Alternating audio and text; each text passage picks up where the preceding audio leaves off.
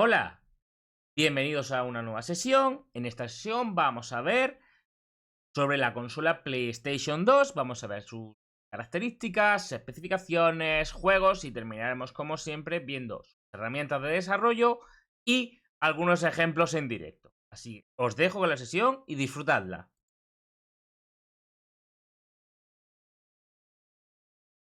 La PlayStation 2. Vamos a ver. ¿Qué es una Sony PlayStation 2? Es una de las consolas más influyentes y exitosas. Está peleándose con Nintendo DS, Switch y PlayStation 2 en el año 2000. El año 2000 fue una gran revolución, tanto por su hardware, que fue muy innovador, y porque el uso del DVD. Tuvo una biblioteca de juegos muy extensa. Dice aquí, con más de 155 millones de unidades vendidas. No sé cómo estará hoy en día, ¿vale? Se convirtió en la consola más vendida de todos los tiempos, rivalizando con Nintendo Switch o Nintendo DS. Están ahí, ¿eh? Bien, vamos a ver qué es una PlayStation 2. La PlayStation 2 es la segunda consola doméstica que lanzó Sony, ¿vale? Tras el éxito que tuvo de PlayStation, de la Play 1, sacar una nueva consola, ¿vale? La PlayStation 2, que la vuelvo aquí a mostrar, que es esta de aquí, PlayStation 2, una PlayStation 2. Esta consola, pues una de sus principales características es que su lector de disco es un lector de DVD. A principios de los 2000 el DVD estaba en pleno auge y fue un boom. Fue algo que ayudó muchísimo a que la gente, pues como ha dicho aquí el señor Fran AM por el chat, tuviera bastante uso, ¿vale? Porque se podía usar para ver películas perfectamente. Tú veas películas de DVD en la PlayStation 2.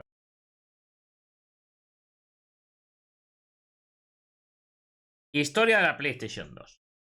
La Sony PlayStation 2 fue lanzada en el año 2000, ¿vale? Concretamente en marzo del año 2000, en Japón. En octubre del mismo año fue en América y en Europa. Y en otras zonas fue aproximadamente en el mes de noviembre. Tuvo un boom impresionante y hubo bastante escasez al principio, por supuesto.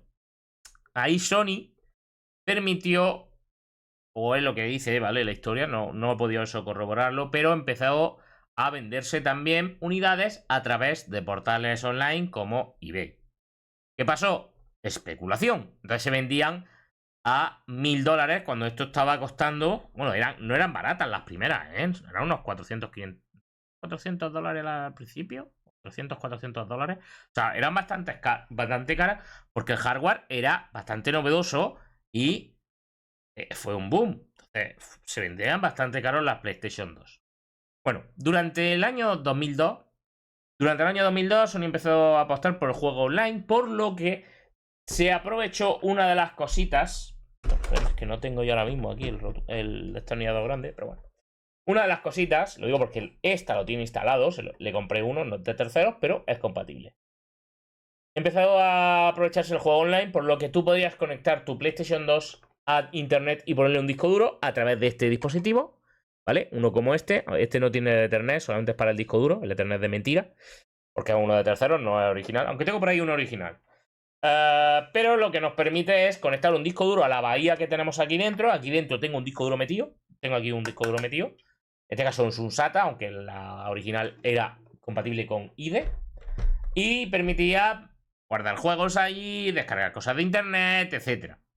Ya empezó a aparecer juegos que permitía el juego online. A partir del año 2002, sobre todo porque ya Sega Dreamcast ya traía un modem integrado y Microsoft con Xbox también tenía capacidad de conectarse a internet. Por otro lado, en el año 2005, Sony sacó una versión reducida, porque ya había mejorado un poco el hardware, lo que es el proceso de fabricación, etc. Había también resuelto un poco algunos defectos de la consola. Incluso ponía que la frecuencia del procesador fuese un poquito más alta. Ahora os lo explicaré. Sin embargo, tuvo algunos problemas con alguna fuente de alimentación porque se sobrecalentaban. Pero Sony ya lo solucionó después y después sacó un modelo de la Slim ya con esos problemas solucionados. Además, la fuente de alimentación de la Slim ya es externa, mientras que aquí es interna, que está aquí dentro. ¿Veis? Ahí está el enchufe de corriente. A ver si se ve. Ahí está el enchufe de corriente. Pero en la PlayStation 2 Slim es un conector jack de corriente normal y tenía un adaptador que era externo. Yo, por ejemplo, la Mega Drive. Bien. Siguieron avanzando, sacaron muchísimos juegos. Fue a partir del año 2013 cuando ya Sony anunció el fin de la producción de PlayStation 2.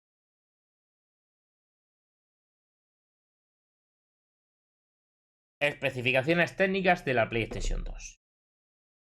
Bien, vamos a empezar por la CPU. La CPU aquí se le llama Emotion Engine MIPS 5900 a 294 MHz. Cuidado, fijaos ahí lo que decía, aumentaron un poquito la frecuencia en la Slim, 299 MHz en Slim. Una de las cosas o características innovadoras de este procesador es que no era un procesador super escalar o segmentado como estábamos acostumbrados en la época. Los procesadores tienen su arquitectura, entonces un procesador super escalar, entre comillas, es lo que tenemos hoy en día. Es un procesador que tiene varios caminos para poder hacer sus cálculos y a la vez tienen diferentes componentes que algunos están repetidos para poder tener procesamiento en paralelo. En este caso los de hoy en día ya tienen varios cores, pero que a su vez tienen dentro varios componentes, varias ALU, varios componentes, solo tienen dentro del chip. Bien. Este procesador no era super escalar, era matricial, es decir, que se parece mucho a lo que tienen hoy en día las gráficas, las GPU. Las GPU no son procesadores generales como estamos acostumbrados, como pueden ser los procesadores que tenemos en nuestros ordenadores. No. Son procesadores matriciales. Son procesadores que tienen muchos cores, muchos procesadores chiquititos, que permiten hacer cálculos a muchos datos a la vez, pero muy rápido. ¿Vale? De esta forma, para el tema de cálculo de gráficos y poder trabajar con gráficos en 3 dimensiones, es mucho más eficiente que un procesador de propósito general. Por eso las GPU pues tienen esta arquitectura y por eso vienen muy bien para el cálculo, por ejemplo, de tema de criptografía, ahora con la inteligencia artificial, etcétera, porque te utiliza mucho ese tipo de cálculo. Por lo tanto, la PlayStation 2 tiene ese tipo de arquitectura. No quiere decir que vayas a usarla para IA, no lo sé, oye, puede ser un proyecto interesante. A ver cómo se comportaría aquí hacer un modelo de IA en la PlayStation 2. Oye, eso sería muy interesante. Sí, pero bueno, no es mi especialidad. No me voy a meter en esos mundos, pero bueno, a cada uno. Bueno, pues eso es la CPU. Pero también tenía una GPU totalmente. Y los dos eran como dos procesadores independientes. Uno era más orientado por los gráficos, el otro también era procesador y también tenía pues, alguna ayuda para los gráficos, ¿no? Que era la CPU. La GPU es el Graphic Synthesizer o sintetizador. Se llama el IOP, ¿vale? Que va a 147 MHz. En la época eran bastante potentes. Bueno, pues otra de las cosas que tenía es que estaba muy especializado en tema 3D, sobre todo también el tema también de iluminación, también empezaba a haber un poco de anti-aliasing, tenía varias cosillas, ¿vale? La memoria, estamos hablando que tenemos 32 megabytes de RAM. Ojo. Solo 32 megabytes de RAM. Es decir, que tenía poquita memoria comparado con otras máquinas. Pero bueno, para la época no estaba nada mal. También había otras memorias que eran pequeñas cachés que tenía otro lado. Por ejemplo, para el DVD, para... etcétera. Vale, no voy a entrar en eso, eso lo veremos después en la arquitectura. Pero también lo que tenemos aquí es que tenemos 4 megabytes de VRAM que lo usaba, por otra cosa, la GPU, el Graphic Synthesizer. Vale, perfecto. O sea, con eso lo tenemos. O sea, no está mal de memoria. Bien. Ahora vamos con el almacenamiento. Una de las cosas que tiene... Dame un segundo. Coge aquí esto. Tengo aquí todas las cosas de PlayStation 2. Entonces voy cogiéndolas. Primero, almacenamiento. Tenemos tarjeta de memoria flash, muy parecida al formato a la tarjeta de memoria de la PlayStation 1. En este caso la básica era de 8 megabytes, pero había ampliables de 16, 64, etcétera, ¿vale? Aquí tengo una de 16 megabytes, que es de tercero, no es la oficial, pero bueno, funciona perfectamente. Y esto se conectaba a través de los dos puertos que tenía la consola en la parte delantera, ¿no? Entonces se metía la tarjeta y listo, ya podías utilizarla. Vale. También tenemos compatible la memory card de PlayStation 1. Esta es mi vieja memory card. Aquí tengo que tener partidas de juegazos. Lo tengo que mirar un día. Que tenemos que eran aproximadamente... Esta es de 1 mega, pone 1 mega. Pero había algunas básicas que eran de 128K, etcétera. Bueno, claro, solamente serían 128 kilobytes y esto sería 1 megabit. Tenemos lector de CD-ROM, DVD-ROM, DVD-vídeo, que es el lector que viene en la consola. Capacidad de disco duro. Y también tenemos capacidad de usar pendrive. Eso lo veremos ahora después. Es decir, eso lo tenemos como almacenamiento de la consola para poder leer discos o incluso grabar las partidas en las tarjetas de memoria. Bien. Pero ¿cuál es la entrada-salida de la consola? La entrada-salida, aparte del disco, como la bandeja de disco, tenemos dos puertos controlador con el formato PlayStation 1, que era compatible porque la consola es totalmente compatible con los juegos de PlayStation 1. O sea, directamente tú puedes jugar a juegos de PlayStation 1 nada más que insertando disco y ya está. Y lo va a reconocer. Es totalmente retrocompatible. Tenemos dos puertos controlador, como estos, ¿vale? De tipo PlayStation, que podía jugar con mandos de PlayStation 1 y 2. No quiere decir que con los mandos de PlayStation 1 pueda jugar a los mandos de PlayStation 2. A los juegos de PlayStation 2. Alguno medio lo pillaba, pero no todos. Muy pocos. Bueno, dos puertos de tarjeta, que ya lo habéis visto. Una ranura de expansión para lo que es esta bahía de expansión, ¿vale? Eso solamente está en los modelos FAT, como esta de aquí. Dos puertos USB 1, que es este de ahí. ¿Veis que tengo un pendrive metido y todo? Ese de ahí. Y un puerto, se llama el E-Link, pero realmente es un puerto Firewire, ¿vale? Basado en el puerto Firewire. Wiri. Puerto de sonido con salida DTS para fibra. Está por aquí. A ver si se ve. Ahí, chiquitito, ¿vale? Y la salida de vídeo, que la consola se podía poner en resolución hasta 1080i utilizando una salida por componentes. Ni tan mal. Es decir, para ser del año 2000, la consola era muy potente y muy versátil. Está muy bien pensada y está bastante chula.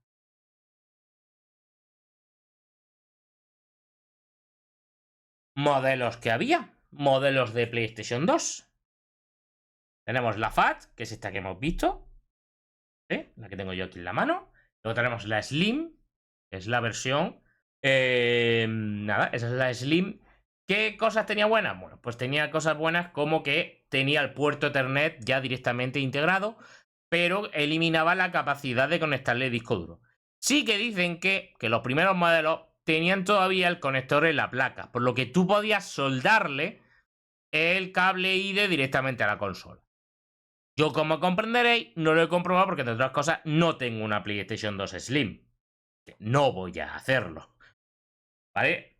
Esta consola tiene su bahía, yo he usado su bahía y ya está.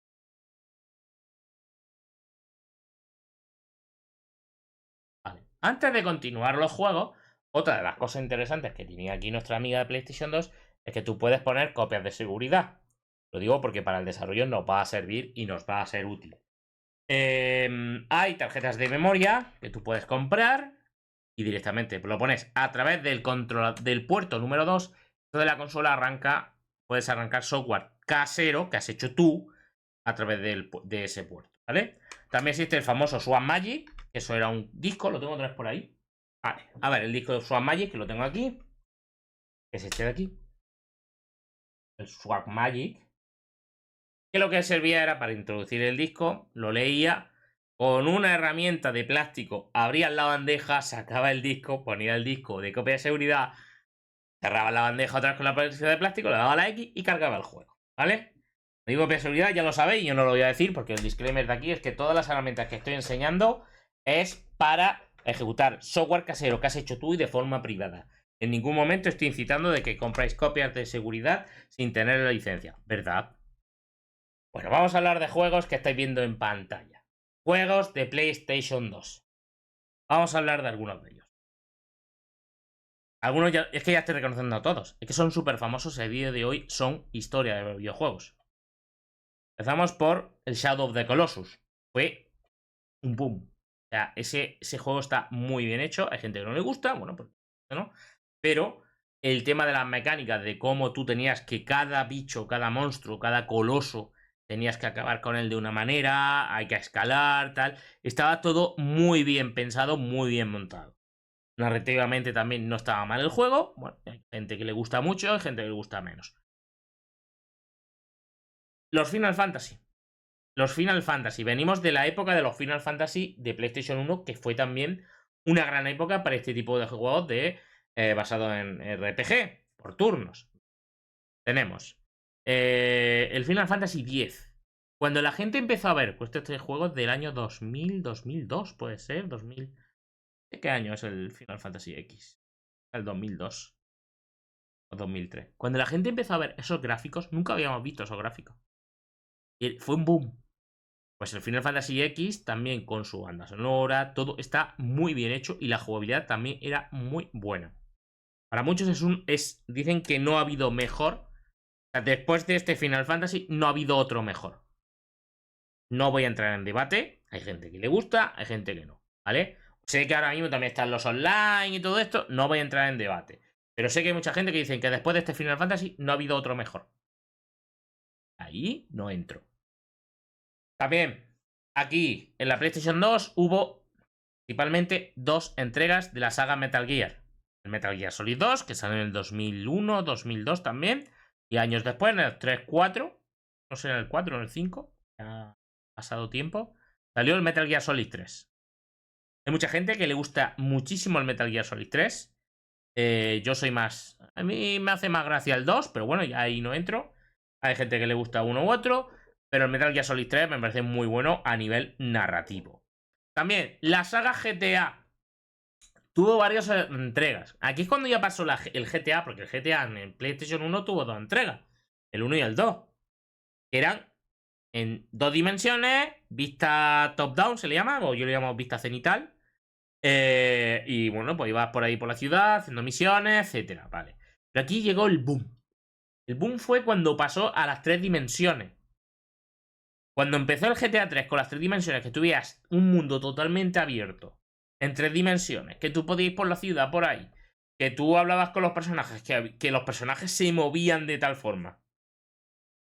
Aunque el personaje principal en el 3 original, no hablaba nunca, nunca abría la boca, nunca hablaba, era mudo, pues ya está. El más conocido, el que mucha gente recuerda, fue ya la tercera entrega aquí, porque estaba... me refiero de los básicos, luego sacaron también versiones, etcétera. Estaba el GTA 3, el Vice City y el San Andreas. San Andreas fue la tercera entrega de PlayStation 2. Luego sacaron más cosas, etcétera, pero lo que son los juegos de PlayStation 2 eran estos. Y otros tantos juegos que me estoy olvidando. Bueno, el otro día estuvimos hablando de los God of War, el R-Type Final que estuvimos jugando, los Jak and Daxter, los Devil May Cry, los... Bueno, Metal Gear también. El Resident Evil 4. Agárrenlo detrás de ti. Perdón, es que no me acuerdo de eso. Ese doblaje. Otra de las cosas interesantes que tenía la PlayStation 2 es que podías instalarle Linux. ¿Vale? Tal es así que aquí en directo en este canal lo hemos hecho. Hemos instalado Linux en esta consola. En esta consola hemos arrancado Linux y lo hemos visto funcionando. Una distribución de Linux totalmente libre, gratuita, que tú puedes descargar. Esa que viene en la pantalla no es... Esa es la oficial, pero bueno, luego la comunidad ha sacado uno, porque esto obviamente... Sony dejó de dar soporte un tiempo después y bueno, pues ya ahí se quedó en lo que se quedó. No voy a entrar en muchos detalles. Pero bueno, ahí tenéis lo que es como un pack que vendía. Entonces tenemos ahí el disco que en PlayStation 2. También tienes ahí un teclado, ratón, un conector para VGA, por lo que veo. O sea, para poder conectar un monitor VGA a la PlayStation 2. Yo tengo por aquí un adaptador para HDMI, ¿vale? Que lo he usado alguna vez para la calculadora. Aquí está. Aquí tengo ¿vale? Aquí es un adaptador que lo compré hace una temporada. Y bueno, pues me ha servido muy bien. Aquí lo tenéis. ¿Vale? Es un conector que conectas de aquí. Aquí sacas el audio o lo sacas por el HDMI. Que quiera, o sea, que está bastante bien. Eso sí, necesita alimentación externa, así que necesitaréis el típico adaptador de 5 voltios de toda la vida. ¿Yo qué he hecho? Lo conecté a los USB de la Switch. Funcionó. Así que así me lo quito de problema. Tengo aquí la base de la Switch y la utilizo. Pues si queréis ver cómo se hizo esta instalación, tenéis ahí el enlace al PDF, que esto ya sabéis que os dejo siempre en las presentaciones, en la web de Make Classic Games, makeclassicgames.dev, ¿vale? Voy a poneroslo por aquí. La web del canal. Como veis, tiene una estética retro, básicamente imitando a los menús de MS2 y de MPC de la antigüedad. Por eso lo he hecho así. Pero bueno, ahí tenéis un enlace en ejemplo, tenéis el enlace a esa presentación, como la estáis viendo. Y además, si queréis ver la instalación, la podéis ver en YouTube, en el canal de YouTube. Os lo dejo a vosotros.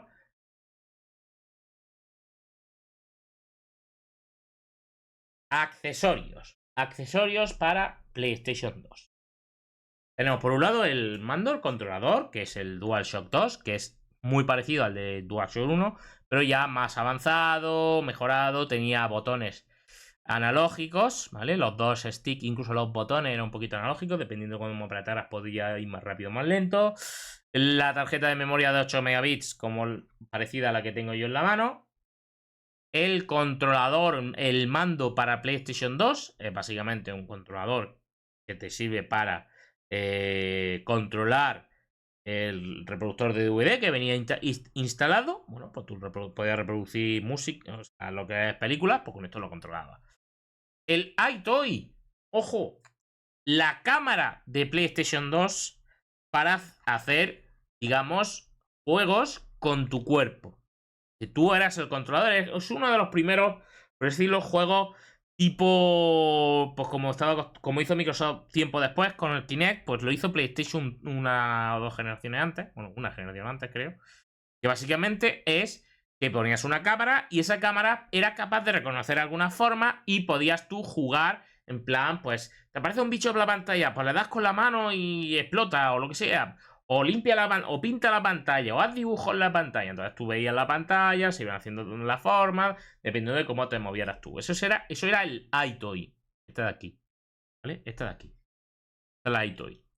Luego, a la parte derecha del iToy, que está el chat, pero lo estaréis viendo, tenemos los pulsadores Buzz, o Buzz, o como se llame. En la PlayStation 2 salió un juego imitando a concursos de la televisión en el que 4 o más jugadores, porque se podían conectar hasta 2 tiras de botones, podían jugar en ese concurso. Y dependiendo de el tipo de pregunta, pues o le dabas al pulsador o le dabas a las opciones. Entonces salía un muñequito que era como el presentador, te iba haciendo preguntas, te iba no sé qué, entonces te iba aparecía. Pues eso, el Buzz o el Buzz, pues venía con estos controladores, con estos mandos que se conectaban por el USB de la consola. Ya que teníamos dos USB, pues podían hasta 8 jugadores. Bueno, pues bastante chulo, el juego era muy divertido y la verdad es que estaba muy bien hecho. También no me acuerdo que también fue la época donde también salió los Guitar Hero, el Rock Band. También podía conectar los controladores aquí. Había versiones para PlayStation 3, pero también hubo para PlayStation 2. Y tú podías conectarlo a la consola y jugar perfectamente a esos juegos. Vamos, sin ningún problema. El conector de Ethernet y disco duro, como el que tengo aquí. Se va al USB. Bueno, vale. Como el que tengo aquí conectado. Y nada, pues ahí te permitía conectar un disco duro y conectar diferentes y conectarlo a internet. En este caso este no lo tengo porque este es de tercero pero como me valía para el disco duro que es lo que yo quería, pues de sobra. Hombre, si tú le pones Linux le puedes conectar por USB un pincho wifi, un wifi dongle, como se llame, y directamente pues puedes conectarte a través de una wifi. Pero con el Linux, no vale por defecto. Pues eso era algunos de los accesorios de la PlayStation 2.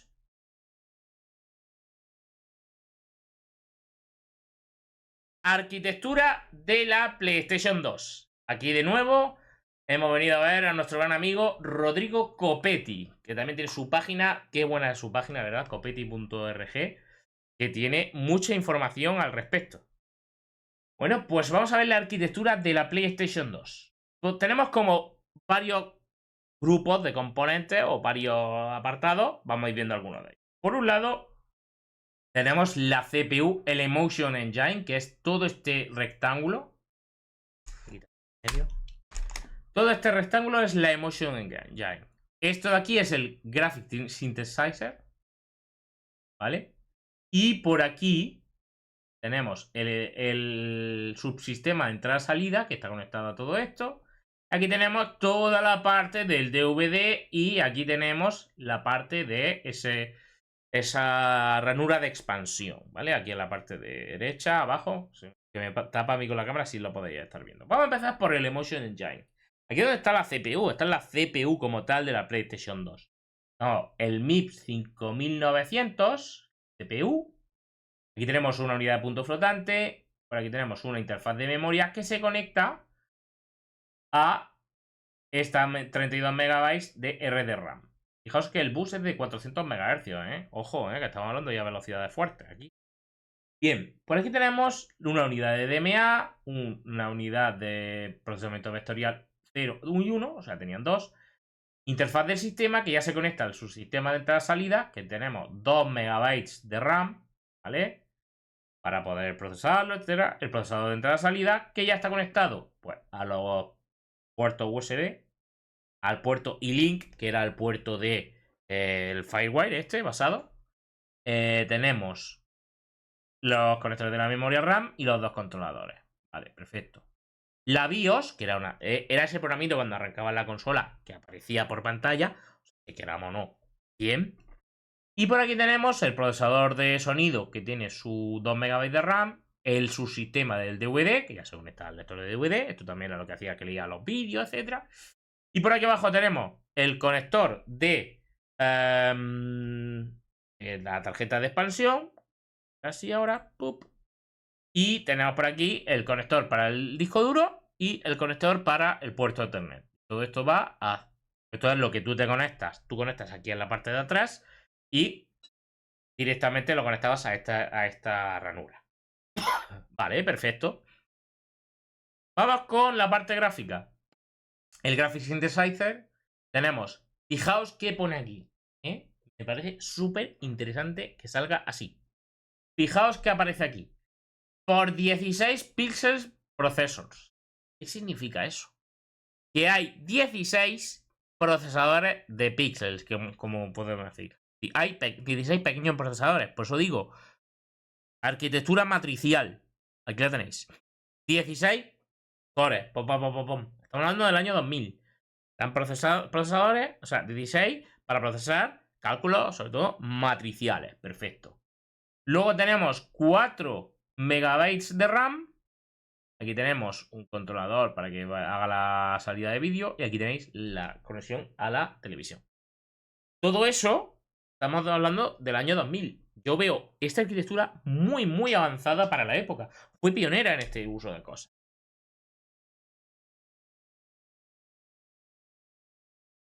Herramientas de desarrollo.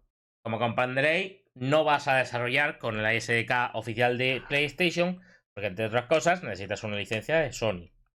Y además los kits de desarrollo de PlayStation 2 eran prohibitivos y costaban un ojo de la cara.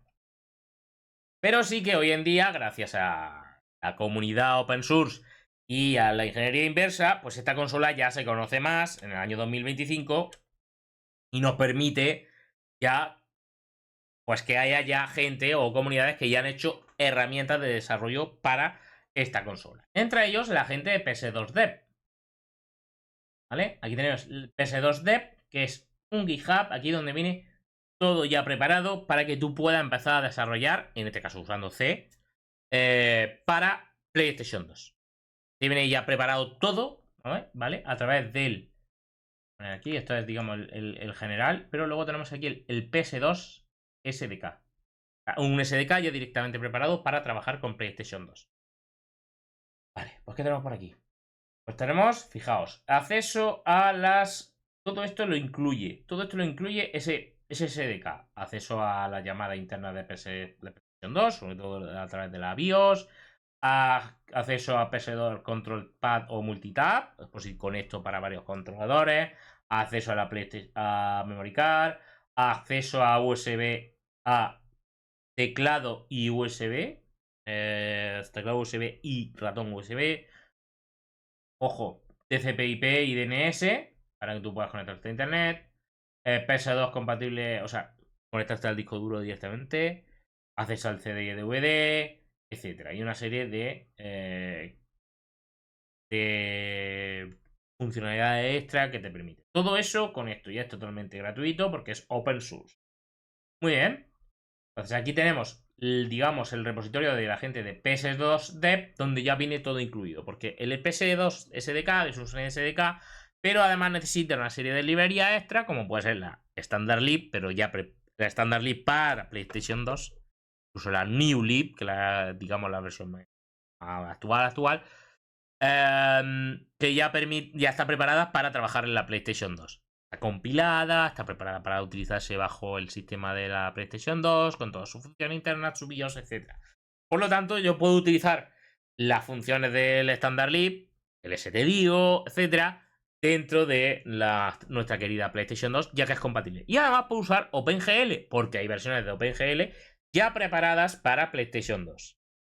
Si no recuerdo mal, eso nos permitiría hacer una cosa muy interesante. Si existe, porque existe, una versión de OpenGL y una versión de SDL para PlayStation 2, ¿qué librería que aquí hemos usado miles de veces y que tenemos proyectos hecho con eso, se puede empezar a implementar y sé que hay gente implementándola? Pues con Riley. Hay gente que ya está preparando, si no hay ya alguna prueba de concepto, que creo que sí, pero es que todavía no es estable, para usar Riley aquí dentro. Por lo tanto, puede ser proyecto muy interesante. Lo tengo que buscar porque creo recordar que lo leí hace ya años, que ya había gente que había aportado, por lo menos una prueba de concepto de usar Riley dentro de una PlayStation 2. Me hizo la cabeza ¡pum! Y yo, deme, porque me voy a poner a trabajar con él. Bueno, más cosas. ¿Cómo podemos trabajar con esto? Pues ahora veremos cómo se hacen los ejemplos, cómo se puede descargar, pero más cosas que podemos encontrar es la imagen Docker de esta gente que ya ha preparado. ¿Vale? Ya hay una imagen Docker ps2dev barra ps2k, ps2sdk, donde viene ya el SDK instalado. Además, yo me he creado una propia también porque había cosas que no iban muy bien y digo, bueno, voy a intentarlo yo. Sí, me ha funcionado perfectamente. La subiré a mi Docker Hub para que si también la queréis ver, bueno, pues ahí está. Y si queremos información sobre desarrollo de PlayStation 2, pues aquí la gente de PS Dev Wiki, pues tenéis un montón de información sobre la PlayStation 2. Aunque también tiene información de la PlayStation 1, no me puedo olvidar de que para poder desarrollar para PlayStation 2, pues necesitamos un emulador, porque no voy a estar todo el rato cogiendo nueva ROM, la meto en la consola a través de, por ejemplo, de un USB y lo cargo. Bueno, vamos a continuar con esto. Lo digo porque quiero mostraros ejemplitos y cosas que he visto para PlayStation 2 y que vayáis viendo. Bueno. Os voy a dejar, por supuesto, toda la presentación os la voy a dejar subida a la web y, por supuesto, como haré en los vídeos de YouTube, lo iré preparando todo. Muchísimas gracias, Sirflopa, por el follow. Nada, comentar eso, comentar bueno, que incluso los ejemplos los tenéis disponibles en los GitHub de PS2Dev, etcétera. Pero bueno, iremos viendo. Bueno, un emulador. Pues bueno, uno de los más conocidos, el PCSX2, funciona bastante bien, ¿vale? Obviamente está pensado para los juegos oficiales, pero he probado juegos, o sea, he probado ejemplos hechos con el PS2Dev y funcionan perfectamente. Hacen sus cosas, pues ya está, funcionan, pues no me caliento la cabeza. ¿Vale? Lo tengo aquí, justo aquí. Incluso he cargado ya los ejemplos de... He compilado y he cargado ya los ejemplos, así que lo iremos viendo ahora después.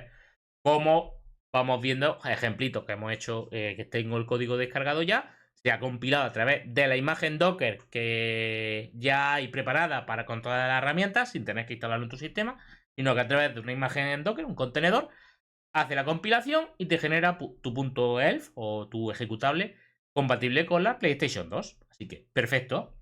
Ahora lo enseñaré. Bueno, pues estábamos con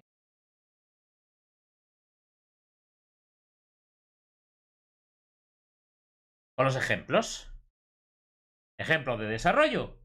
Pues aquí tenemos donde podemos encontrar en este GitHub, que es el GitHub del SDK, tenemos una carpetita con todos los ejemplos, ¿vale? Pero diré, bueno, pero eso a mí, ¿de qué me sirve? Porque ya los tengo ya aquí descargados. ¿Vale? Vamos a ver algunos ejemplos para que veáis un poco la API, que veáis un poco cómo funciona, cómo es la estructura.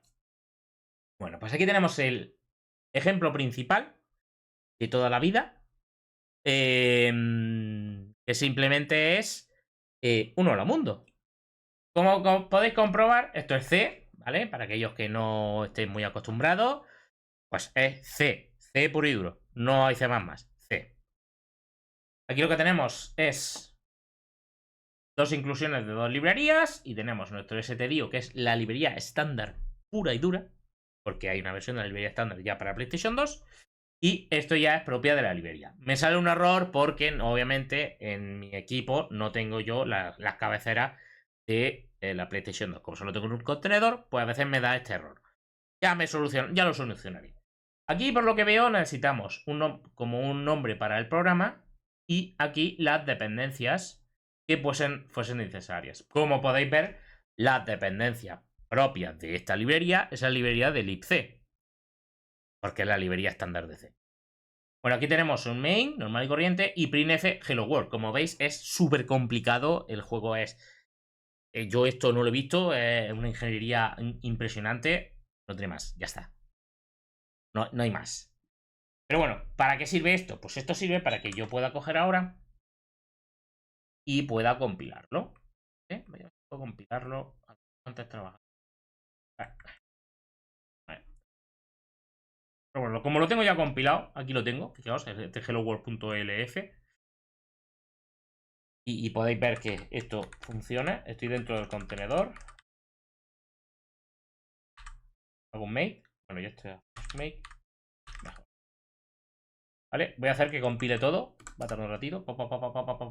Y esto lo que está haciendo es llamar al compilador suyo propio con la librería, ya todo, y me va a generar los ejecutables necesarios de los... con todos los ejecutables ya compilados, con la librería, con el SDK y con el toolchain. Es decir, lo que viene siendo una compilación normal y corriente para generar un ejecutable. ¿Vale? Como veis, ha hecho todos. Yo ya me lo he copiado, pero esto lo generaría y tendríamos los ejecutables. ¿Dónde están los ejecutables? Pues es una buena pregunta. ¿Vale? Ejecutables los tenemos. Los tenía en debug. Aquí tenemos uno de .elf, parecido al anterior. Aunque este es otro diferente, pero bueno. Aquí tenemos un .elf. Esto es el ejecutable, es un ejecutable normal y corriente. Estamos muy acostumbrados a que el ejecutable sea un .exe, pero en realidad en Linux y otros tantos suele ser el .elf. Más bien de Unix. Pero si yo busco aquí, que he puesto aquí que me busque todos los juegos de PlayStation 2 dentro de esa carpeta, pues me sale todo. Si yo busco Hello World y lo ejecuto, ¿quiere? Tiene que hacer algo. Ah, ahí está. Hello again, Hello World. ¿Veis? O sea, me está poniendo la información que yo quería. Bueno. Y me ha salido, porque claro, como es un main, cuando ha terminado, no hay un bucle, no hay nada. Termina, ya está.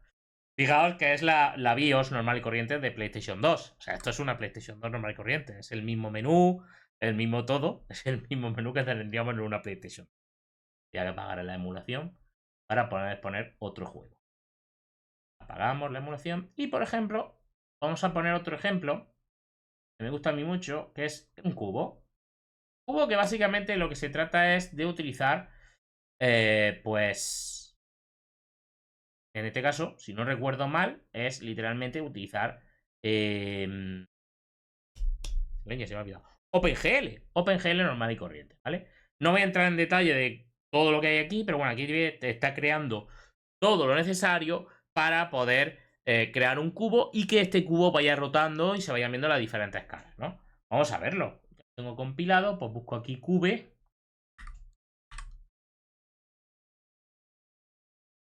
Y ahí tenéis un cubo tridimensional y que podemos estar viendo que va rotando con sus diferentes pistas, etcétera. No sé si esto hacía algo con los botones. No, creo que solamente da vuelta. Pero bueno, estamos viendo de que funciona perfectamente. Son ejemplos y estamos utilizando ya para programar directamente para la PlayStation 2 y se está ejecutando. En este caso a través de un emulador. ¿Yo podría coger este ejecutable y ejecutarlo? Sí, es más, otro día lo podemos probar, ya que tengo para poder a través del USB o a través de la memory card, podría cargar los juegos en esta PlayStation 2 que tengo aquí. Un día lo podemos probar o hacer algún jueguecito, aunque sea muy chorra. Algún jueguecito muy chorra en la PlayStation 2 y directamente meter el ejecutable aquí en una tarjeta de memoria o en donde sea, ¿no? O en un pendrive como el que tengo en la mano y directamente que funcione.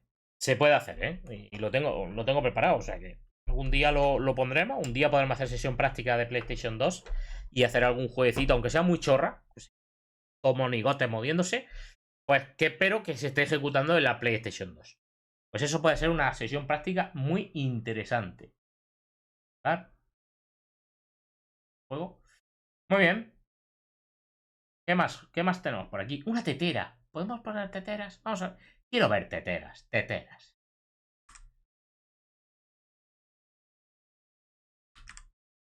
Teapot. Tenemos teteras que dan vueltas y... Me recuerda a esta familia. Muñecos que dan vueltas y bailan como idiotas. Pues teteras que dan vueltas y bailan como... Qué bueno funciona.